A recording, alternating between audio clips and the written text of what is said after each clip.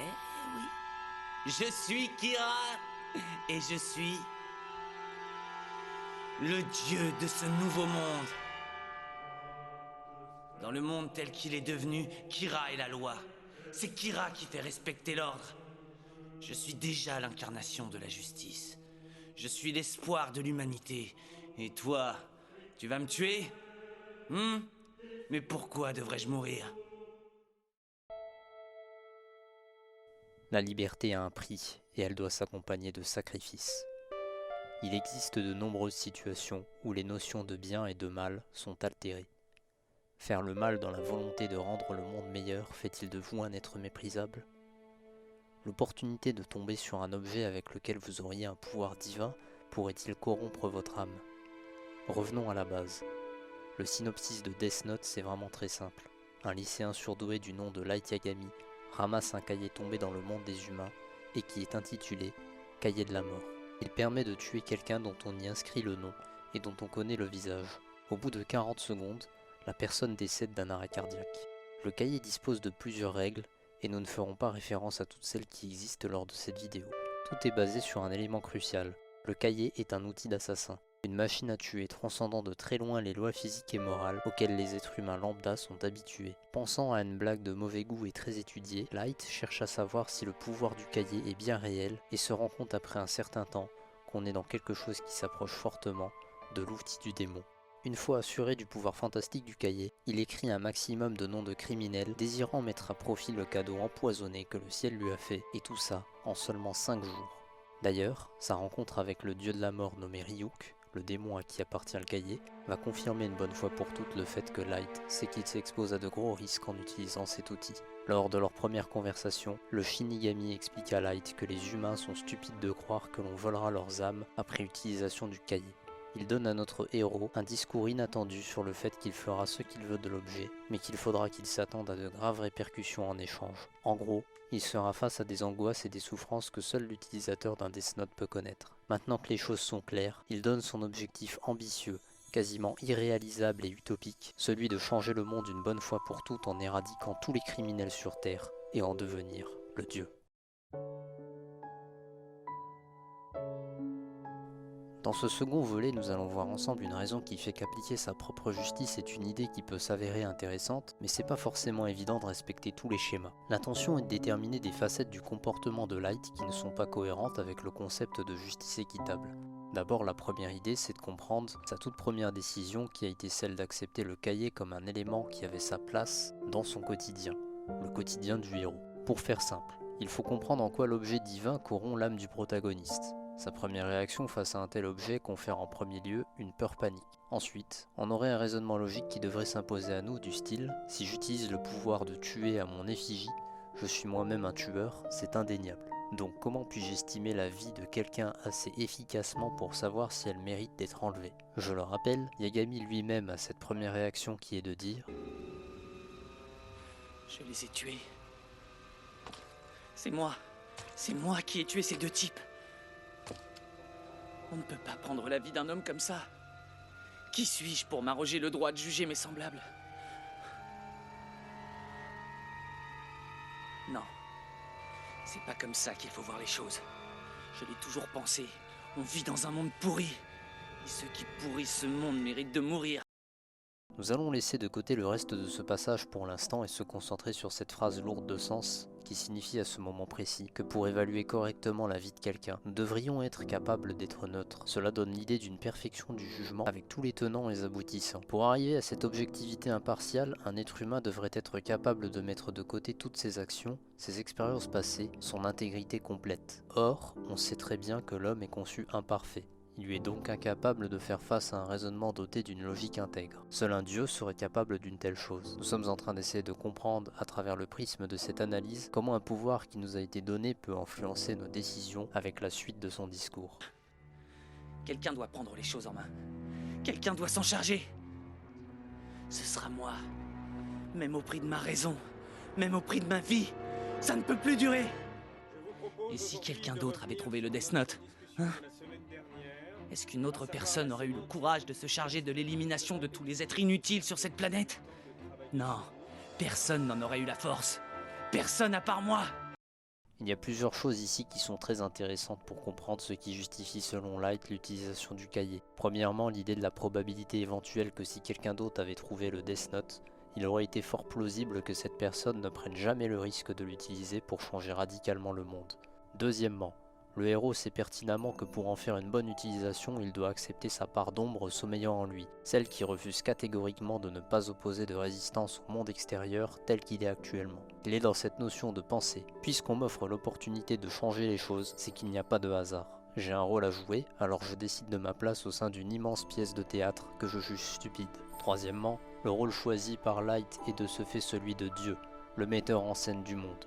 Celui qui régit les règles et les lois universelles. Il sait lui-même que d'endosser ce fardeau le conduira à sa perte, puisqu'il devra en payer le prix, tôt ou tard.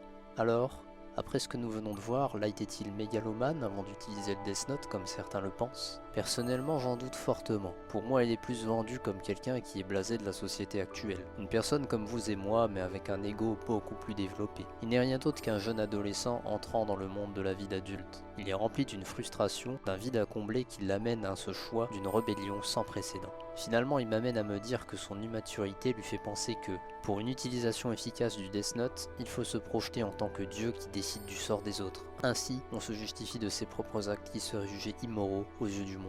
C'est ainsi qu'il acceptera son autre lui, celui qui tue pour faire régner l'ordre et la justice, celui qu'on appelle Kira.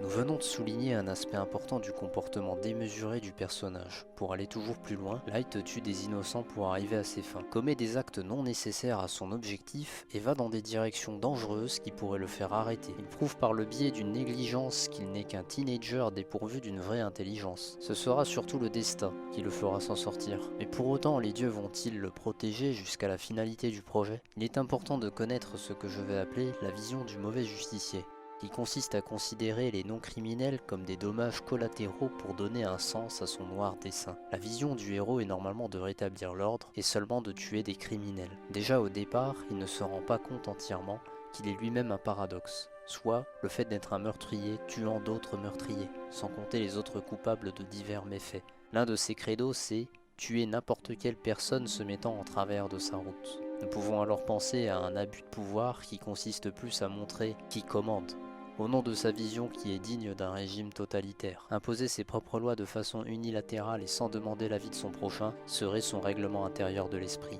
Mais cela engendre des problématiques qu'il ne peut résoudre. Le protagoniste pense à défaut que l'homme ne devrait pas vivre dans la peur de son prochain s'il n'a rien à se reprocher.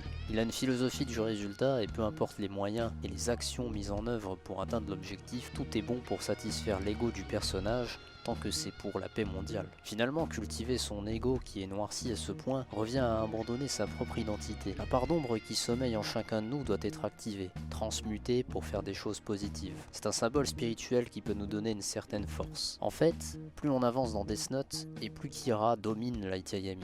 Ce qui veut dire que cette transcendance ne s'effectue pas, et a même des effets dévastateurs. Son modèle du monde repose sur une arme de dissuasion massive qui plonge le monde entier dans la peur d'être tué. Le cahier est une bombe nucléaire, un ultimatum qui dit « si tu commets un crime, tu connais ta fin ». Et revenons au fait qui mérite d'être noté, c'est que le faux dieu de ce nouveau monde est en réalité un martyr. C'est un homme qui a décidé de vouer son existence à parfaire le monde, quitte à faire des mauvais choix ou à perdre à la fin. Il pense qu'il faut guérir le mal par le mal. Son concept est radical. Pour autant, si le résultat est objectivement bon, nous devrions accepter tous les sacrifices et tout ce que le personnage fait sans broncher. L'éthique véhiculée au long de l'histoire veut nous empêcher de penser cela, mais si on raisonne en termes de calcul et qu'on oublie les écarts monstrueux de Light, la justice classique n'a jamais changé le monde jusqu'à présent. Donc, le plus logique serait de commanditer un régime abusif et qui va dans le sens contraire de nos valeurs inculquées pour renverser le système. Notre but dans cette analyse est de comprendre les motivations derrière tout ce qui est entrepris. L'idéologie véhiculée en premier lieu, c'est d'apporter la paix dans le monde. Pourtant, nombreux sont les abus de pouvoir, la corruption et l'effet sectaire que cela engendre.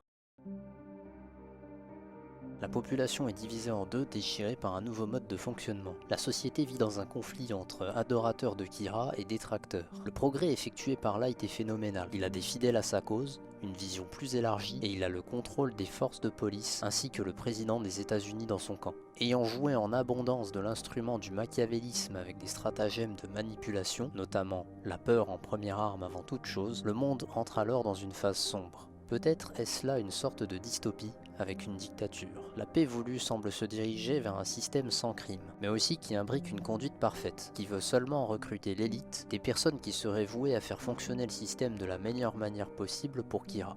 Plus le temps avance, et plus le concept de tuer des criminels pour rendre le monde meilleur se transforme en mirage. Une idéologie toute faite pour se pardonner des agissements contre nature a toujours été le moteur de tous les actes commis. Une vision de la justice qui avait énormément de sens. Après tout, changer les choses d'un système en place qui laisse beaucoup trop d'espace à la malveillance n'est pas une mauvaise intention en soi, même si l'enfer est pavé de bonnes intentions. Mais si désormais le monde était déjà celui que Light voulait, sans qu'il s'en aperçoive, cela fait longtemps que la plupart des gouvernements ne se font plus la guerre, et le crime dans le monde a diminué de 70% comme le souligne le héros à la fin. Pourquoi s'évertuer à toujours vouloir plus et prétendre que cela n'est pas suffisant? Kira serait-il devenu incontrôlable? Aurait-il perdu toute raison? Présenté comme un vulgaire meurtrier et un fou dans les dialogues de fin, les auteurs auraient-ils suivi une trame linéaire forçant le spectateur à penser que tout était impossible depuis le début? Changer les choses ne serait ni une bonne idée, et surtout sortir d'un schéma de pensée classique pré-mâché serait être considéré comme aliéné ou vu comme trop différent.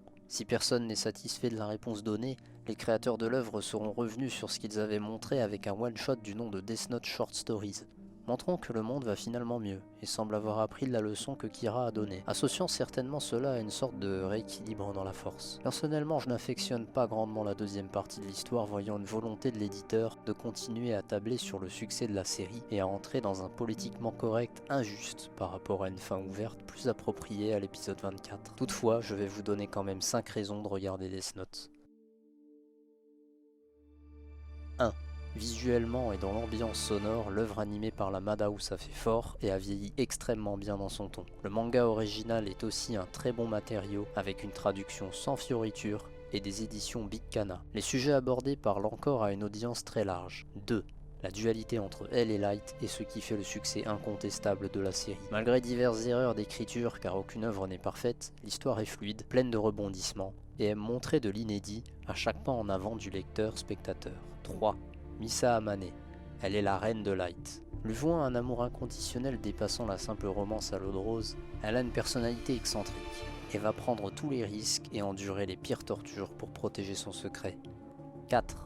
Le questionnement fondamental de ce qu'est la justice et la frontière entre le bien et le mal, avec des actions mettant le doute à chaque instant et laissant à chacun le soin de se forger une opinion solide. Et enfin, la dernière raison, numéro 5, le côté shonen japonais overdosé, par le fait de manger une chips de manière héroïque, ou encore de frapper une balle de tennis comme si sa vie en dépendait. Ce sont des petites touches fantasques qu'on apprécie toujours. Ce genre de gimmick est utilisé à toutes les sauces et rend chaque scène unique en soi. Nous y voilà, la fin de la vidéo. Que doit-on retenir? Sans équivoque que malgré sa monstruosité exagérée dans la partie 2 et les diverses controverses qui découlent de celle-ci, Light est un personnage tout à fait fascinant. Il brave tous les interdits pour poursuivre une utopie. Je ne saurais vous conseiller de regarder la série d'une seule et unique manière. Seulement pour bon nombre d'entre nous, la partie 1, initialement prévue, est quand même beaucoup plus intéressante et laisse une fin ouverte. Voir les deux parties peut être intéressant pour voir une sorte de déclin overextend. C'est prendre le risque de changer le monde qui fait toute la beauté de ce que peut apporter le matériau à son hôte. Death Note est une sorte d'invitation à faire cela dans son quotidien. Cependant, montrer le côté inhumain de Light, des décisions ridicules, une mise en danger de soi et des autres, est justement faite pour inciter le spectateur à comprendre qu'on peut le faire de manière moins radicale et de manière beaucoup plus saine. Le but de l'œuvre aurait été de nous faire réfléchir sur cela, plutôt que d'établir une simple morale, bête et méchante, et de tirer un trait sur tout ce qu'a fait le héros. Certes, la réflexion au niveau de l'écriture aurait été plus complexe, et le public peut-être un tant soit moins peu adolescent. Mais je pense que c'est la raison majeure de l'échec de la fin du manga ou de l'anime. J'ajoute une note ici-bas pour dire que catégoriser Light comme un sociopathe ou je ne sais quoi d'autre n'était absolument pas le but de cette analyse. L'avocat du diable a été fait et je plaidoie en sa faveur pour les idées, pas forcément toujours pour les actions. Compte tenu du fait qu'on ne connaisse pas énormément le passé du personnage, il serait extrêmement compliqué d'établir un véritable diagnostic médical sur sa condition mentale. Alors, Death Note a-t-il mérité votre attention? Et va-t-il mériter votre attention si vous ne l'avez pas vu? Merci beaucoup d'avoir suivi cette émission, j'espère qu'elle vous a plu sincèrement. En attendant un autre épisode d'Analyse Man, je vous souhaite un bon voyage sur YouTube ou sur internet en général. Prenez soin de vous.